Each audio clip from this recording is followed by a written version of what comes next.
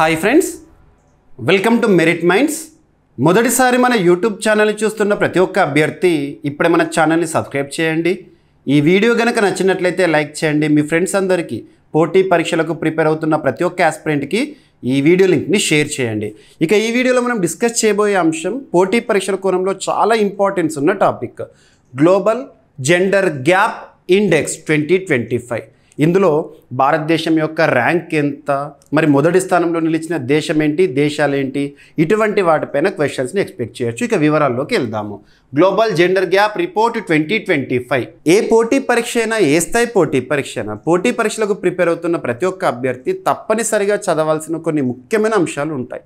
అటువంటి ముఖ్యమైన అంశాల్లో వార్తలు నిలుస్తున్న సూచీల గురించి కానీ, నివేదికలకు సంబంధించి కానీ, ర్యాంకింగ్స్ గురించి కానీ రెగ్యులర్గా రిపీటెడ్గా మనం క్వశ్చన్స్ చూస్తాము. ఏదైనా ఒక నివేదిక గురించి నేర్చుకునేటప్పుడు ఆ నివేదికకు సంబంధించి ఏ పాయింట్స్ పైన ఫోకస్ చేయాలి చూద్దాం.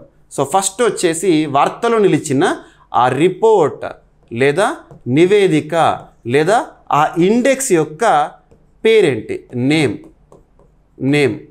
Name of the particular index or report that is in news. Second వచ్చేసి ఆ నివేదికను కానీ ఆ సూచీని కానీ విడుదల చేసే సంస్థ పేరేంటి, నెక్స్ట్ ఈ సంస్థ యొక్క ప్రధాన కేంద్రం ఎక్కడ ఉంది, నెక్స్ట్ వచ్చేసేసి ఈ సంవత్సరం విడుదలైన ఆ సూచీ లేదా నివేదికలో భారతదేశం యొక్క స్థానము. నెక్స్ట్ భారతదేశం యొక్క స్థానాన్ని గతంలో విడుదలైన ఇదే సూచి, గతంలో విడుదలవుతుంది లాస్ట్ ఇయర్, అందులోని ర్యాంక్తో కంపేర్ చేయాల్సి ఉంటుంది. నెక్స్ట్ వచ్చేసి ఈ సూచి లేదా నివేదికలో టాప్ పొజిషన్లో నిలిచిన దేశం ఏంటి లేదా టాప్ 3 కంట్రీస్ గుర్తుంచుకోండి. నెక్స్ట్ వచ్చేసి ఆ నివేదిక లేదా సూచీని ప్రిపేర్ చేయడానికి ఈ అంతర్జాతీయ సంస్థ ఏ అంశాలను ఆధారంగా తీసుకోవడం జరిగింది, ఇండికేటర్స్ వాటిని చూడండి. ఇక ఎన్ని దేశాలను కన్సిడర్ చేసుకొని ర్యాంకింగ్స్ ఇచ్చారు, అందులో టాప్ పొజిషన్లు చూసాము, కొన్ని సూచీలకు సంబంధించి లాస్ట్ పొజిషన్లో ఉన్న దేశాల గురించి కూడా చూడాలి. అండ్ ముఖ్యంగా దక్షిణాసియా లేదా భారతదేశానికి చుట్టుపక్కల ప్రాంతాల్లో ఉన్న దేశాలు ఏవైతే ఉంటాయో ఆ దేశాల యొక్క ర్యాంకింగ్స్ని మన భారతదేశం యొక్క ర్యాంక్తో కంపేర్ చేస్తే ఇంకా ఎక్కువగా మనకు యూస్ఫుల్గా ఉంటుంది. ఓకేనా. దీంతోపాటు మిస్లీనియస్ అంటే ఇటువంటి నివేదికని లేదా సూచీని చరిత్రలో మొదటిసారి ఎప్పుడు రిలీజ్ చేశారు, ఇటువంటివి చూడండి. ఓకేనా. సో ఇక్కడ అబ్జర్వ్ చేస్తే global gender gap index, global gender gap report లేదా ఇండెక్స్ ఒక సూచి లేదా నివేదిక న్యూస్లోకి వచ్చింది. ఎవరు రిలీజ్ చేశారు? వరల్డ్ ఎకనామిక్ ఫోరం వారు విడుదల చేయడం జరిగింది. ప్రపంచ ఆర్థిక వేదిక అంటాం తెలుగులో.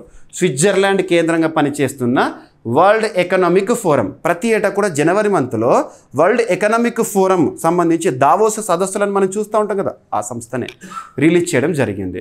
ఈ సంవత్సరంకి 148 దేశాలను కన్సిడర్ చేసి దేశాలకు ర్యాంకింగ్ ఇచ్చారు. దేనికి సంబంధించి అంటే గ్లోబల్ జెండర్ గ్యాప్ అంటే సింపుల్గా మనం ఏమంటాము, లింగ వ్యత్యాస సూచి అని చెప్పచ్చు లేదా లింగ అంతర సూచి అని చెప్పచ్చు. మరి ఇందులో టాప్ పొజిషన్లో నిలిచిన దేశం ఏది అంటే ఐస్లాండ్. యాజ్ యూజువల్ కంటిన్యూస్గా కన్సిక్యూటివ్గా గ్లోబల్ జెండర్ గ్యాప్ ఇండెక్స్ అంటేనే టాప్ పొజిషన్లో నిలిచే దేశము ఐస్లాండ్. గుర్తుపెట్టుకోండి, ఐస్లాండ్ వచ్చేసి టాప్ పొజిషన్లో నిలిచింది.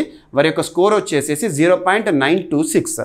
ఇక సెకండ్ పొజిషన్ వచ్చేసి ఫిన్లాండ్, థర్డ్ పొజిషన్ వచ్చేసి నార్వే, ఫోర్త్ పొజిషన్ వచ్చేసి యూకే, ఫిఫ్త్ పొజిషన్ వచ్చేసి న్యూజిలాండ్. ఈ 5 అయితే గుర్తుపెట్టుకోండి. ఐస్లాండ్. ఓకేనా, సరిపోతుంది. ఇక భారతదేశం వచ్చేసి 131st పొజిషన్లో ఉంది. ప్రపంచ ఆర్థిక వేదిక విడుదల చేసిన గ్లోబల్ జెండర్ గ్యాప్ రిపోర్ట్ 2025లో భారత్ 131వ స్థానంలో నిలిచింది. గత ఏడాది 2024తో పోలిస్తే భారత్ స్థానం 2 స్థానాలు దిగజారింది. అప్పుడేమో 129 ఉండే, ఇప్పుడేమో 131కి చేరింది. గుర్తుంచుకోండి. మొత్తం 148 దేశాలకు ఈ ర్యాంకులను ప్రకటించారు. 148వ స్థానంలో మన దాయాది దేశం, అన్నిటికీ మనతో పోటీ అంటారు కదా, మరి ఈ విషయంలో వాళ్ళు లాస్ట్ పొజిషన్లో ఉన్నారు. గుర్తుపెట్టుకోండి, పాకిస్తాన్ 148th పొజిషన్లో ఉంది. భారత్లో లింగ సమానత్వం, మరి భారతదేశం యొక్క స్కోర్ ఎంత అని అడుగుతారు. ఇక్కడ అబ్జర్వ్ చేస్తే 64.1% భారతదేశంలో లింగ సమానత్వం ఉంది. లింగ సమానత్వం అనేది ఎక్కువగా ఉండాలి. లింగ సమానత్వం అంటే జెండర్ ఈక్వాలిటీ అనేది పెరుగుతుంది అంటే ఈ రిపోర్ట్లో లేదా ఈ సూచీలో ర్యాంకింగ్స్లో టాప్ పొజిషన్లోకి వస్తాం మనం. దక్షిణాసియా దేశాల్లో భారత్ ర్యాంకు అత్యంత తక్కువగా నమోదైంది. దక్షిణాసియాలోనే భారత్ ర్యాంకు అత్యంత తక్కువగా ఉందంట. ఇక అబ్జర్వ్ చేస్తే సూచి మొత్తంలో కూడా టాప్ పొజిషన్లో ఐస్లాండ్ ఉంది, సెకండ్ వచ్చేసి ఫిన్లాండ్ ఉంది, నెక్స్ట్ థర్డ్ వచ్చేసి నార్వే ఉంది. ఇవి గుర్తుపెట్టుకోండి, ఓకేనా. అండ్ ఇక నెక్స్ట్ 24వ స్థానము మన పక్కన సరిహద్దు పంచుకున్న దేశం బంగ్లాదేశ్. గత ఏడాది కంటే 75 స్థానాలు మెరుగుపడిందంట. ఇక అట్టడుగులో పాకిస్తాన్ అనేది ఉంది. దక్షిణాసియా దేశాల ర్యాంకులను కనుక పరిశీలిస్తే భూటాన్ 119, నేపాల్ 125, శ్రీలంక 130, మాల్దీవులు వచ్చేసేసి 138. మరి ఈ సూచిని విడుదల చేయడానికి ఏ అంశాలు పరిగణలోకి తీసుకుంటారు? ర్యాంకింగ్ అనొచ్చు కదా, డైరెక్ట్గా గ్లోబల్ జెండర్ గ్యాప్ ర్యాంకింగ్ అనొచ్చు కదా అన్నారు. ఎందుకంటే ఏదైనా ఒక అంశాన్ని ఆధారంగా తీసుకొని ర్యాంకింగ్స్ ఇస్తే దాన్ని మనం ర్యాంకింగ్ అనే పెట్టవచ్చు.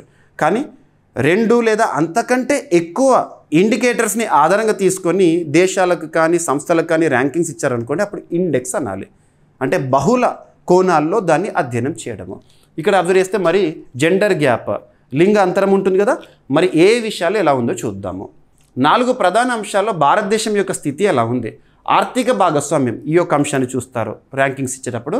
అందులో భారతదేశంలో సమానత్వ స్థాయి ఆర్థిక భాగస్వామ్యంలో భారతదేశం వచ్చేసి 40.7% సమానత్వ స్థాయిని కలిగి ఉందంట. ఇక విద్య విషయానికి వస్తే 97.1% సమానత్వ స్థాయిని కలిగి ఉందంట. ఆరోగ్యం జీవన ప్రమాణాల విషయానికి వస్తే మెరుగుదల సాధించింది. జనన లింగ నిష్పత్తి కూడా మెరుగైందంట. ఇక రాజకీయ సాధికారత పొలిటికల్లీ ఎంపవర్మెంట్ మహిళా సాధికారత రాజకీయాలు అని చెప్పొచ్చు 13.8%గా ఉంది. గతంలో 14.7% ఉంటే ఇప్పుడు తగ్గింది. ఇక ప్రత్యేక విశ్లేషణ కనుక మనం అబ్జర్వ్ చేస్తే ఆర్థికంగా మహిళ పురుషుల ఆదాయ సమానత్వం అనేది 29.9%, గతంలో ఇది 28.6% స్వల్ప పెరుగుదల నమోదు చేసిందంట. ఉపాధి రంగంలో మహిళా భాగస్వామ్యం వచ్చేసి 45.9%, మార్పు ఏం లేదు గతంతో పోలిస్తే. భారత పార్లమెంట్లో మహిళల ప్రాతినిధ్యం అనేది తగ్గింది గతంతో పోలిస్తే 13.8% ప్రస్తుతము. మంత్రి పదవుల్లో మహిళల ప్రాతినిధ్యం 5.6%, ఇందులో కూడా తగ్గింది గతంతో పోలిస్తే, ఓకేనా. ఇక ప్రపంచవ్యాప్తంగా లింగ సమానత్వం సగటున 68.8% మాత్రమే ఉంది. ప్రపంచవ్యాప్తంగా లింగ సమానత్వం ఎంత ఉంది, మరి భారతదేశంలో ఎంత ఉంది అని అడుగుతారు, గుర్తుపెట్టుకోండి. భారతదేశం విషయానికి వస్తే 64.1% ఉంది లింగ సమానత్వము స్కోరు. ఇక పూర్తి లింగ సమానత్వం రావాలంటే మరొక 123 ఏళ్ళు పడుతుందని వరల్డ్ ఎకనామిక్ ఫోరం వారు చెప్పారు, గుర్తుంచుకోండి. అంటే ప్రపంచవ్యాప్తంగా 100% లింగ సమానత్వం సాధించాలంటే ఇంకా 120 ఏళ్ళకు పైగా పడుతుందని వీళ్ళు చెప్తున్నారు, వరల్డ్ ఎకనామిక్ ఫోరం వారు. ఇక స్టాటిక్ వరల్డ్ ఎకనామిక్ ఫోరం ప్రధాన కార్యాలయం వచ్చేసి జెనీవా స్విట్జర్లాండ్లో ఉంది.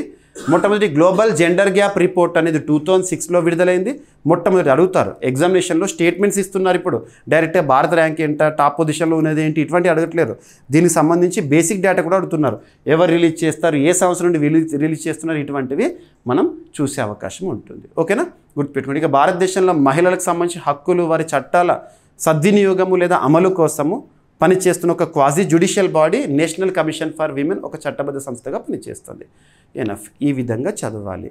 ఏ పోటీ పరీక్ష అయినా, ఏ స్థాయి పోటీ పరీక్ష అయినా ఇలాంటి నివేదికలను మనం ఈ కోణంలో ఇలాగే చదవాలి. ఏ అంశాల ఆధారంగా భారత్ మరి చుట్టుపక్కల దేశాల ర్యాంకింగ్స్, టాప్ పొజిషన్ ఏంటి, ఎవరు విడుదల చేసి చూస్తే సరిపోతుంది.